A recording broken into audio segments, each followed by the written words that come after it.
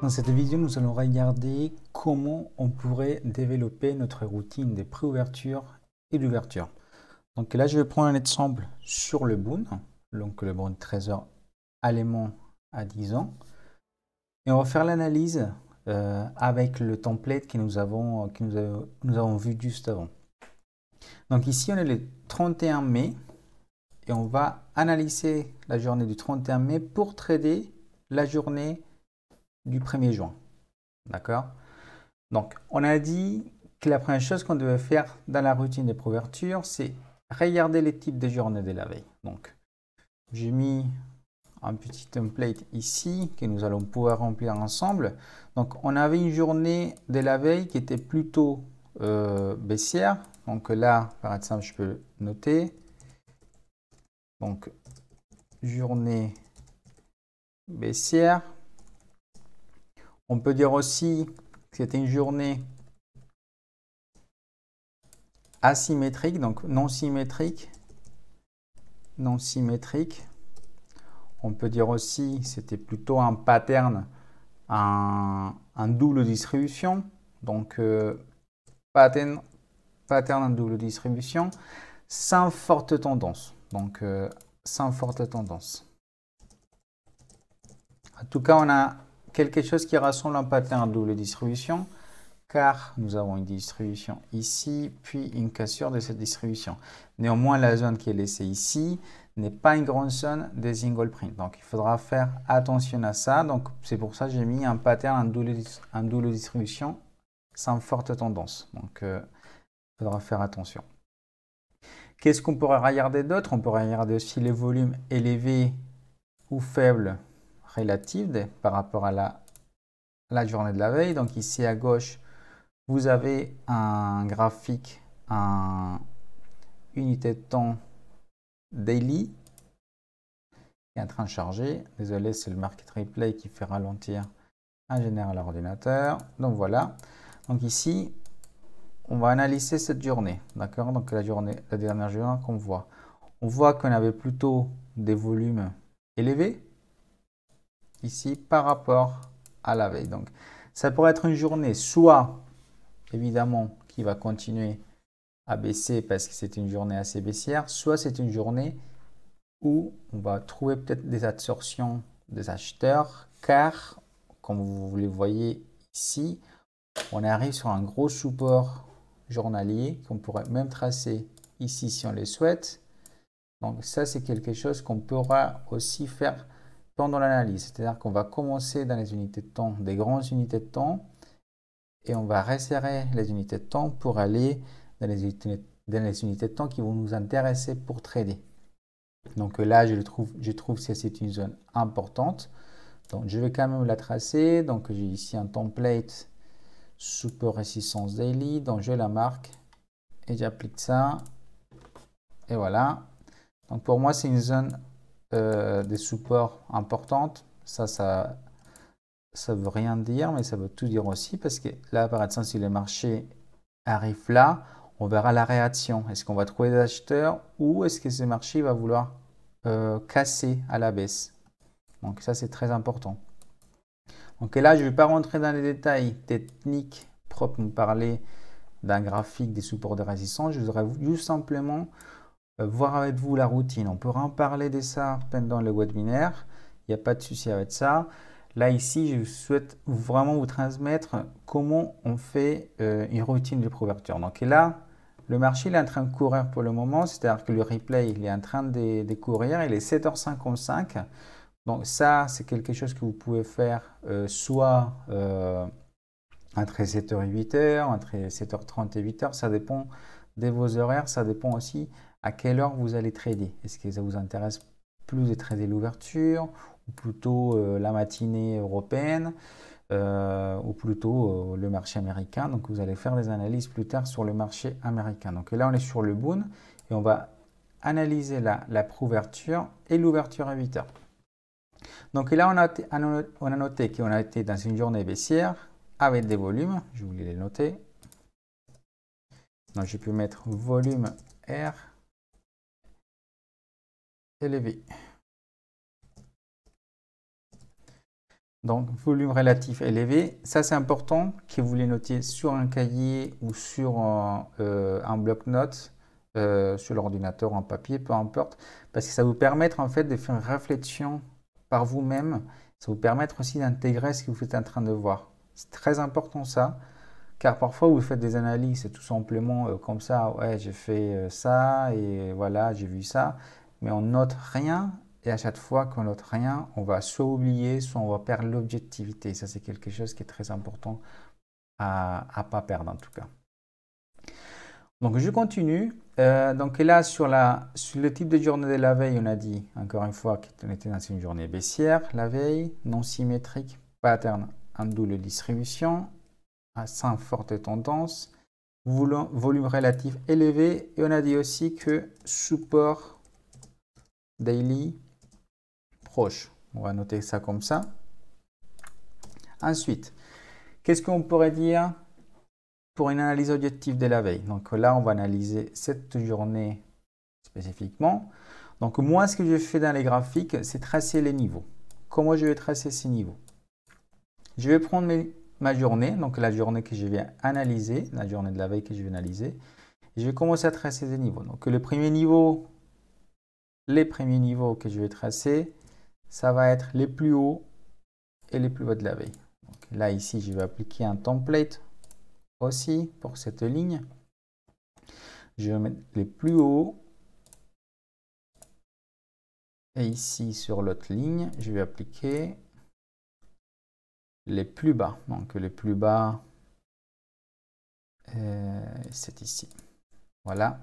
Donc pour moi, les plus hauts, c'est une ligne verte pointillée et les plus bas, c'est une ligne rouge pointillée. Donc ça, c'est les deux premiers niveaux que je vais tracer sur le market profile.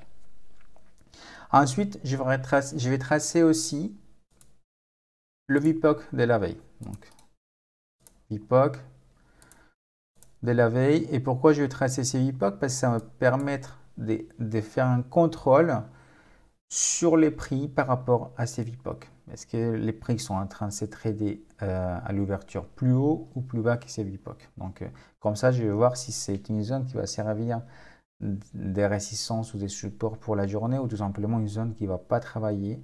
Ça va être important à tracer en tout cas pour moi. Et c'est grâce à ça que parfois je peux trouver des entrées qui sont intéressantes sur un marché par exemple qui fait un pullback sur le VPOC. Donc, ces VPOC ne vont pas servir forcément d'un point d'entrée ou d'un point de sortir, ça va tout simplement donner des indications relatives par rapport au prix qu'on est en train de trader. Donc ici, je peux tracer aussi la value ARIA, par exemple. Donc la value ARIA, vous n'avez pas besoin de la tracer tout le temps, mais en tout cas, c'est une zone que vous pouvez éventuellement tracer si vous le souhaitez. Donc la value ARIA, pour moi, ça va être comme ça, cette couleur un petit peu bleue. Donc je trace les deux. La value ARIA high ici et la value ARIA low ici. D'accord? Là, j'ai déjà 4 niveaux. Donc les plus hauts, les plus bas, la value ARIA et le VPOC. Maintenant, rappelez-vous ce qu'on a vu dans la partie 1, c'est les anomalies. Donc ici, on voit des anomalies des single print. D'accord? Donc on voit des anomalies des single print ici et ici. On a deux zones.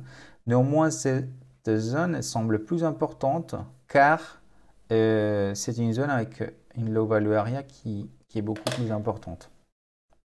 Donc, je vais tracer quand même les deux zones, mais vous allez voir à tout à l'heure que quand on va regarder ce qui est en train de se passer la nuit dans un graphique qui va nous montrer ce qui est en train de se passer la nuit, vous allez voir que le marché il est déjà en train de travailler par ici.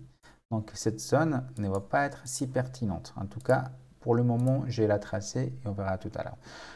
Donc, qu'est-ce que je vais tracer ici? Donc, je vais tracer un carré, par exemple, ici. Comme ça, vous pouvez donner les codes couleurs que vous souhaitez. Le plus important, c'est les respecter et dire que ça représente quelque chose pour vous d'important. Donc, moi, les zones de single print, je les trace en pointillé, un petit carré, un pointillé, pas très épais, à peu près comme ça. Peut-être avec un petit peu de d'ombre. Voilà. Et voilà, je vais dire que c'est ça. Et ensuite, je vais la dupliquer parce qu'il y a une deuxième zone qui est ici. Donc, voilà pour ces zones. Donc là, pour le moment, on est en train de tracer que des niveaux qui pourraient être intéressants à trader. Et autre chose que je vais regarder, c'est les anomalies des bad high, bad low. Dans ces cas-là, on n'en a pas. On a plutôt une value area qui, voilà, qui est bien distribuée en bas du marché, mais avec une anomalie ici. Donc bon, pour le moment, c'est une anomalie qu'on ne sait pas s'il va être réparé cette journée-là ou non. Donc pour le moment, je trace les zones. Autre chose que je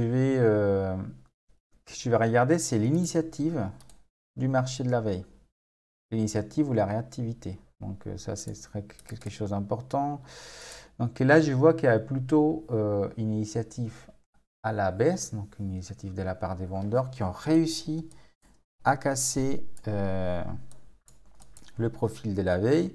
C'est-à-dire que si je regarde un petit peu le contexte technique pour cette journée, je vois qu'on était dans une zone de consolidation ici pendant plusieurs jours. Cette zone, elle a commencé à être cassée ici. Ce profil-là, cette journée-là, nous a laissé un profil en B-shape, mais sans beaucoup de conviction, parce que la zone des single prints sont très, très petites. Le lendemain, donc la journée qu'on est en train d'analyser, on voit qu'on a essayé de monter, mais ensuite, les vendeurs ont pris l'initiative de tirer le marché plus bas. D'accord? Donc, pour moi, il y avait l'initiative des vendeurs. Une initiative, à mon avis, pas très forte, car la clôture se fait sur les bas, mais pas en extrême. Donc, ça, c'est quelque chose qu'on a vu aussi. Et c'est important aussi à comprendre. Autre chose que je vais regarder dans l'analyse objective de la veille, c'est l'emplacement de la value area par rapport à celui de la veille. Donc là, je vois une value area ici qui ne chevauche pas du tout celle-ci. D'accord? Donc ça, c'est aussi un signal vendeur. Ça ne veut pas dire que le marché il va baisser à tout prix. C'est tout simplement une indication qu'en quoi les vendeurs, pour le moment, ils ont la main dans ces marchés-là. La valeur a été acceptée sur le bas du marché, donc c'est plutôt bien par rapport les prix, on n'a pas de divergences. Qu'est-ce que je vais regarder d'autre? Je vais regarder, par être simple, l'emplacement aussi de l'open à venir. Donc là, on va passer du coup au contexte technique et fondamental de la journée. Mais avant ça, on va noter tout ce qu'on a vu. Donc, analyse objectif de la veille. Donc, on a dit zone de single print et low value area au milieu. Donc, je mets entre parenthèses double distribution. Je mets aussi initiative des vendeurs qui ont cassé le profil de la veille. Qu'est-ce qu'on a dit d'autre? Donc, on a dit value area ne chevauche pas les jours -2. Qu'est-ce que je vais dire d'ordre? Pas d'anomalie des bad low, des bad high. Bon, la clôture, donc clôture dans la veille, bon, la clôture proche du VPOC, mais pas un extrême. Donc clôture pas en extrême, baissière mais pas en extrême. Et bon, on va dire qu'on va noter ça déjà. Donc là maintenant, on va passer au contexte technique et fondamental de la journée. Donc c'est là en fait on va regarder qu'est-ce qui est en train de se passer la nuit. Donc là, vous avez un graphique à gauche qui vous montre les cotations de la nuit. D'accord? Donc on a une autre clôture ici. Ah oui, la clôture, c'est quelque chose aussi que je trace. Et j'ai oublié de le noter. Donc la clôture, elle est ici. Sur le market profile, vous pouvez voir la clôture facilement avec un point jaune, mais j'aime bien les tracer dans le graphique. En tout cas, c'est quelque chose que je vais utiliser. Donc, la clôture s'est faite ici. D'accord, donc proche du VPOC, comme on a dit. Donc là, on voit que le marché, il n'est pas très loin de cette clôture et pas très loin du VPOC. Donc pour le moment, ce qu'on voit, c'est que le marché a accepté ses prix. D'accord? On a vu, on va dire, un ETC ici à la baisse en overnight et on est remonté chercher ses VPOC. D'accord? Donc les prix les plus justes de la veille. Pour le moment, le marché, il accepte ses prix, il ne s'éloigne pas trop. Donc pour le moment, ce qu'on peut dire, c'est que ce type de journée va être plutôt équilibré à l'ouverture. Donc ça, c'est ce qu'on pourrait voir parce qu'on va ouvrir à l'intérieur de la value area et à l'intérieur du range. Donc ça, c'est quelque chose aussi que je vais noter. Donc contexte technique de la journée, donc j'ai dit ouverture prévue, donc ouverture à 8 heures dans la VA et le range. Donc, dans la nuit, donc une nuit plutôt